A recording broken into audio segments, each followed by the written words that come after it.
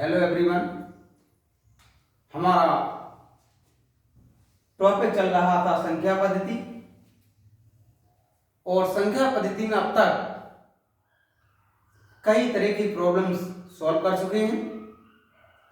इसी प्रकार से आज ये संख्याओं की गुणा पर आधारित, एक संख्या दूसरे की कितनी गुनी है, इस पर आधारित एक टॉपिक आता है और इसके सवाल देखते हैं।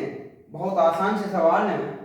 उसने कहा है यदि किसी संख्या में 21 जोड़ा जाए, यदि किसी संख्या में 21 जोड़ा जाए तो वह अपनी 3 गुनी संख्या से 7 कम हो जाती है।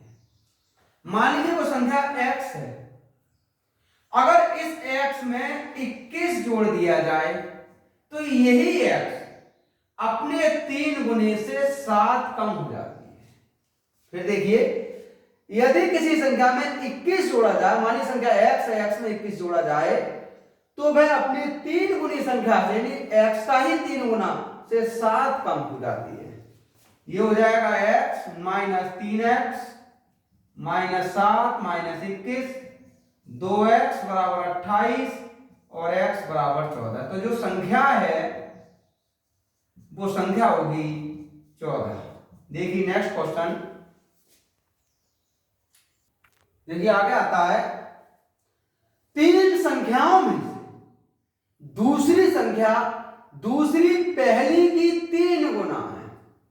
यानी कोई भी 3 संख्या दी है आपकी बात, मान लीजिए ये 3 संख्याएं हैं, तो उसने कहा है कि ये जो दूसरी है पहली की 3 गुना है, यानी b 3 गुना है ac, और तीसरी संख्या पहली की 3 चौथाई है, तीसरी संख्या पहली की 3 चौथाई है। यदि तीनों संख्याओं का औसत 114 है तो सबसे बड़ी संख्या क्या होगी? अगर हम इन संख्याओं का योग निकाल लें तो ये होगा 3 गुणा इनका औसत। a ये है 3a, ये है 3/4a, और ये होगा 342।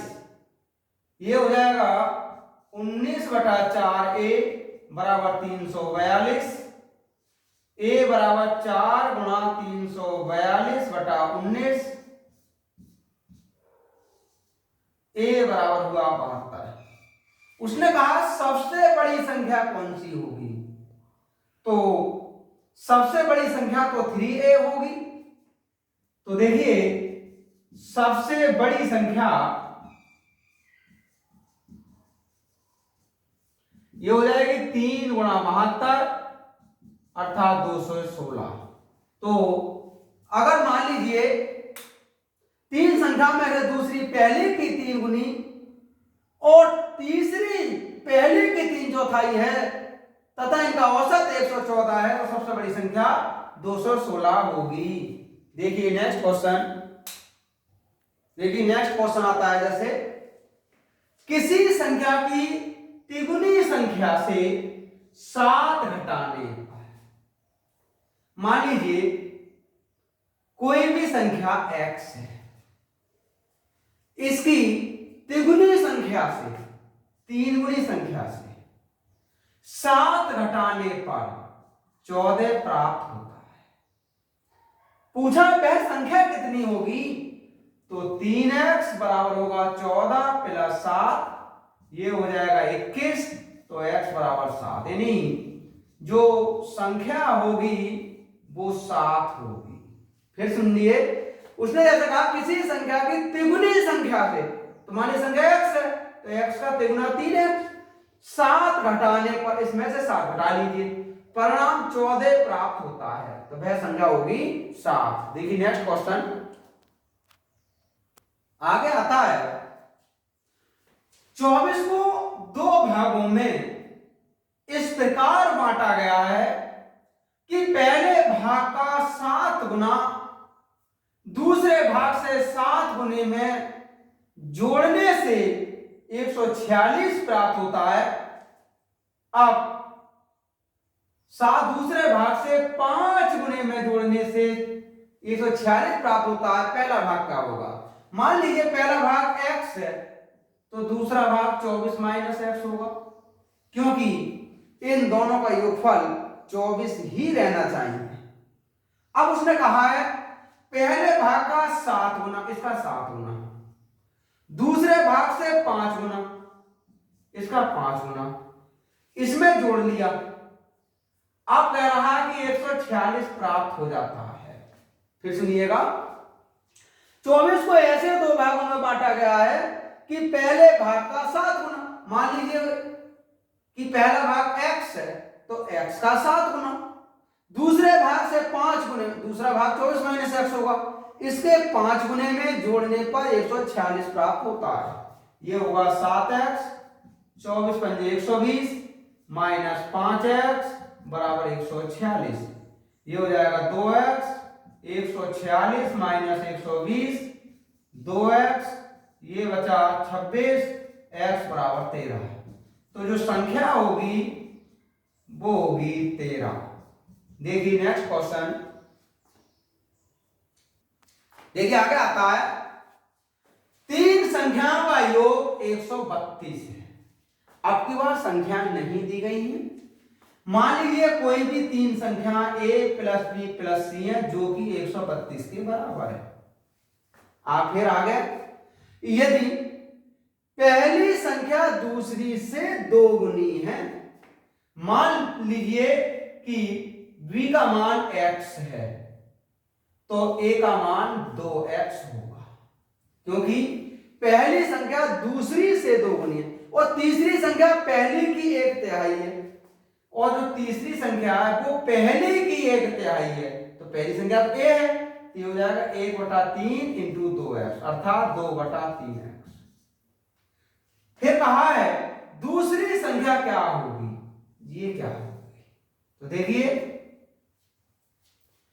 हमें मालूम है कि ये 2x, ये x, ये 2/3x और ये मिलाकर के 132, ये हो जाएगा 3x, 2/3x बराबर 132, 11x/3 बराबर 132, यहां से हुआ x बराबर 132 गुणा 3/11, x बराबर 36।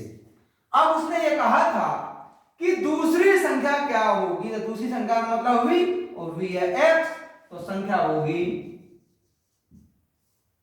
36, अर्थात जो दूसरी संख्या होगी वो 36 होगी। देखिए नेक्स्ट क्वेश्चन, देखिए आगे आता है 74 को दो भागों में विभक्त किया गया है ताकि एक भाग का 5 गुना दूसरे भाग का 11 गुना कुल दोनों मिलाकर 454 हो जाए। मान लीजिए एक भाग इसका x है तो दूसरा भाग इसका 74 माइनस एक्स होगा। आगे देखिए एक भाग का 5 गुना, इसका 5 गुना, और दूसरे भाग का 11 गुना, इसका 11 गुना, कुल मिलाकर 454 होना चाहिए। फिर सुनिएगा, जैसे कि 74 को दो भागों में विभक्त किया गया है, मान लीजिए पहला भाग x तो दूसरा भाग 74 माइनस एक्स, एक भाग का 5 गुना x का 5 गुना, दूसरे भाग का 11 गुना, 74 माइनस एक्स का 11 गुना, दोनों मिलाकर इन दोनों का जोड़ 454 हो। ये हुआ 5x, 11 44 5, 11 7 77 और 4 81 माइनस 11x बराबर 454। यहां से बचा माइनस का 6x, ये हुआ 454 माइनस 814 माइनस के 6x, यहां से बचा और 360, x बराबर हुआ 60। उसने कहा दोनों भाग क्या होंगे, तो देखिए पहला जो भाग होगा वो तो 60 होगा, दूसरा जो भाग होगा वो 74 में से 60 घटा दीजिए, ये होगा 74 माइनस 60 अर्थात 14, तो वो दोनों भाग होंगे 60 और 14। देखिए नेक्स्ट क्वेश्चन क्या है, यदि किसी संख्या का 3 गुना इस संख्या के 3/5 से 60 अधिक हो, फिर बताइए वो संख्या क्या होगी।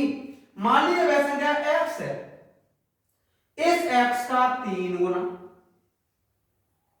इस संख्या के 3/5 से 60 अधिक है, यानी अगर इसका 3/5 कर लें तो इन दोनों में अंतर 60 का आ जाता है। तो देखिए 5 दिया 15, ये बचा 12x/5 बराबर 60, 12 पंजे 60 और x बराबर 25। तो जो संख्या होगी वो संख्या होगी 25। देखिए नेक्स्ट क्वेश्चन, अगला क्वेश्चन आता है, 3 संख्याओं का योग 140 है। संख्या नहीं पता हमें क्या है वो। आगे बोला उसने पहली संख्या दूसरी संख्या की दोगुनी तथा तीसरी संख्या की चौगुनी है। मान लीजिए कि ये पहली संख्या है, ये दूसरी संख्या है और ये तीसरी संख्या है। फिर जो पहली संख्या है वो दूसरी की 2 गुनी है तथा तीसरी की 4 गुनी है। फिर अगर ये 2x है तो ये 4x होगी, तो फिर ये x होगी। फिर समझिए उसने कहा है पहली संख्या यानी ये वाली संख्या दूसरी संख्या की 2 गुनी, दूसरी की 2 गुनी तथा तीसरी की चौगुनी है। अगर तीसरी हम x मान लें तब इसकी चौगुनी 2x होगी, तो इसका मतलब ये 2x, ये 4x होगी, तब ये दूसरी संख्या 2x होगी। उसने कहा इनका योगफल 140 है, 4x plus 2x plus x अब मिलकर के 140 है। ये हुआ 7x बराबर 140 और x बराबर 20। फिर कहा है सबसे बड़ी संख्या, तो सबसे बड़ी संख्या तो पहली संख्या ही होगी। तो देखिए बड़ी संख्या 4 गुणा 20 अर्थात 80, तो सबसे बड़ी संख्या होगी इनों में 80। देखिए नेक्स्ट क्वेश्चन, देखिए अगला क्वेश्चन आता है, एक कक्षा में लड़कों की संख्या लड़कियों की संख्या से 3 गुनी है। मान लीजिए कि जो लड़की हैं वो x है, तो लड़के कितने होंगे कक्षा में? लड़के होंगे 3x, क्योंकि उसने कहा कक्षा में लड़कों की संख्या लड़कियों की संख्या से 3 गुनी। अगर लड़के x हैं तो लड़के 3x, कुल हो गए ये मिलाकर के 4x। फिर आगे निम्नलिखित में से इनों में से कौन सी संख्या कक्षा के कुल बच्चों की संख्या को निरूपित नहीं करती? तो कुल बच्चे तो 4x हैं, हमें यह छांटना होगा किन में ऐसे चारों में ऐसी कौन सी संख्या हो सकती है जो 4 से विभाज्य नहीं होगी। तो देखिए 40 इससे विभाजित होगा, इसलिए ये आंसर नहीं है। 42 भी इससे विभाजित होगा, 4 से विभाजित नहीं होगा। 44 होगा, ये भी नहीं है। 48 भी नहीं है, लेकिन 42 4 से पूरा पूरा विभाजित नहीं होगा, इसलिए आंसर होगा इसका 42। तो 42 संख्या एक ऐसी है जो कक्षा में कुल बच्चों की संख्या को निरूपित नहीं करती। देखिए नेक्स्ट क्वेश्चन, देखिए ये क्वेश्चन अगला आता है, 3 संख्याओं में पहली संख्या दूसरी संख्या की 2 गुनी। मान लीजिए पहली संख्या है, ये दूसरी संख्या है, ये तीसरी संख्या है।